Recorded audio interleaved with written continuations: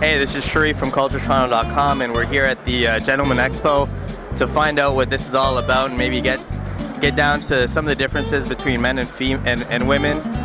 So here with me is Nick. Nick, how do you like the expo so far?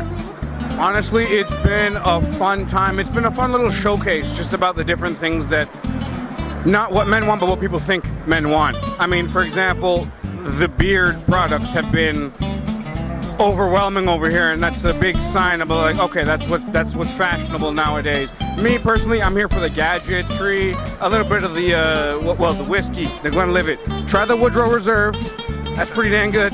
But no, it's a really fun time. I mean, you're gonna go around, you're gonna check some of the styles, some of the fashions. Custom suits have been around here, and it's what people think men should dress like. I'm not gonna say this what I think men should dress like. Do you feel like this event got down to what it means to be a gentleman, or is it kind of like, because you mentioned something about how this is about how people should dress or what's fashionable? See, there's a thing.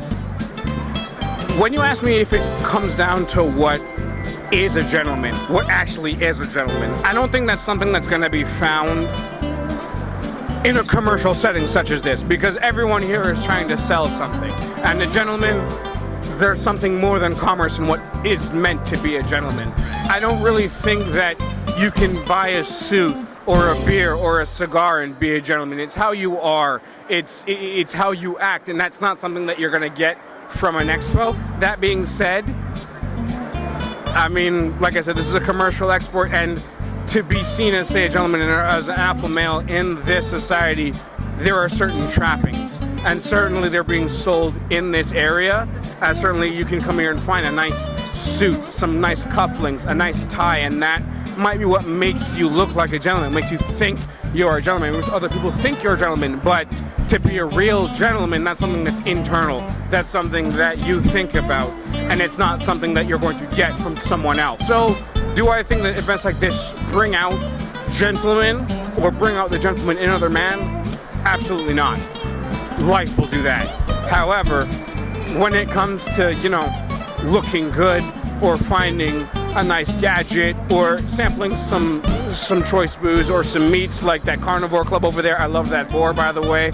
But these are the things that speak to what you are as a person, not really what you are as a gentleman. So to have these things in one place, it's good to me. I mean, to have these things that I like is good to me, and because it's catered ostensibly for men. And as I said, like the prolifics of beard and beard products here is what people say men should look like nowadays. As you can see, I have no beard. It doesn't really matter to me. It's how you carry yourself and who you are. But it's good options, I guess, to find out what you like, what you don't like, where in Toronto you can find these things, and it's definitely a good experience. What are like the first 3 differences between men and women that just come to your mind, that just come to mind? Well, the first difference is our equipment, obviously. I mean, we're equipped differently. The second, and that's gonna change the way you walk. That's gonna change the way you view the world. That's gonna change the way you interact with people when you have different equipment. I mean, how do I put this in a different analogy? If you're equipped in an archery tag game and one of you has a sword, one of you has a bow and arrow, you're equipped differently. If you're in martial arts and you have different weapons, you're equipped differently. It's going to change the way you see the world. That's the first difference. Second difference is the fact that women, well, there's the choice of giving life. That's something that a man has no choice over. We can't do it until, genetic engineering comes and gives us a uterus, but I'm gonna pass. You will never have the 9-10 months of gestation. You will never have another life in you, and that's something that men and women, that's not something that's politically correct. That's biological, that's physical.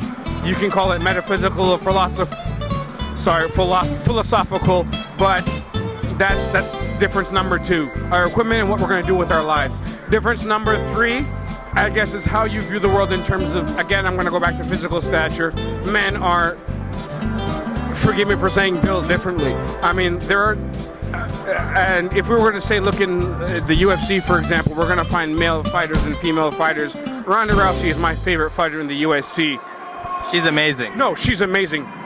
And she's my favorite fighter because she has the grit, the determination, but the one thing is the technique. And that's when you look at female fighters and male fighters in the UFC, for example, and that's what I'm going to use to go to my third difference between men and women. It's that when you look at fighters, male fighters, our power is our strength. It's what separates us, how we can put power. With women, it's the technique. And you can see the difference in the placement of their feet when they're about to throw a man, to how they move, to when they're throwing a punch. With men, we can overcompensate with power because we are physically stronger. Women, it's a little bit different in our body makeup. And of course, these things can change in terms of diet, hormonal, how you take your hormones, testosterone, estrogen. It's a very complicated subject, but the body makeup would be the third difference that I'd say is the difference between men and women. Does that come into play in an event such as this? That I think so, yes, because as you see, there's a predominant grooming sort of bias in the vendors around here, and women don't usually deal with safety razors, etc. It's facial grooming. It's not the same thing. Not to say that it's not a problem that can be addressed, but you can obviously see that there are booths here that are addressed to men, and most of the vendors do showcase and attractive women, and that's not by accident. Obviously not. I mean, a man will be more likely to look at certain things, and whether it's not by accident. And you can tell that in events such as these, the differences are known and they're being used. Do I find that a bad thing? Not at all. I mean, I'm going to carry on a conversation between a man and a woman either way, but a cute woman will maybe elicit a different response from me, and that's me personally. And like I said, this is a very man-centric event. It's a gentleman's expo. That's what we're supposed to be. That's what it ostensibly is. So there's definitely a dichotomy between how women and men, I guess, what you're going to find catered to them.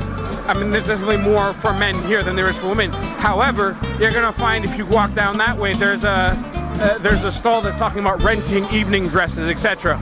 That's not something a man would normally find an access to. I mean, an evening dress, some might want to rent an evening dress, whatever works, but it's not something that's ostensibly catered towards men or offered towards men. So there's a little bit of, yes, this is a gentleman's expo, however, we have things for women. And I see that, I like that. I mean, there's wine, there's whiskey, there's beer, and everyone can enjoy these things, whether you're a man or woman. So it's a good expo. It's definitely a gentleman's expo for men, but I wouldn't say that it's men exclusive. There are things here that everyone can enjoy. All right, well, thank you so much, man.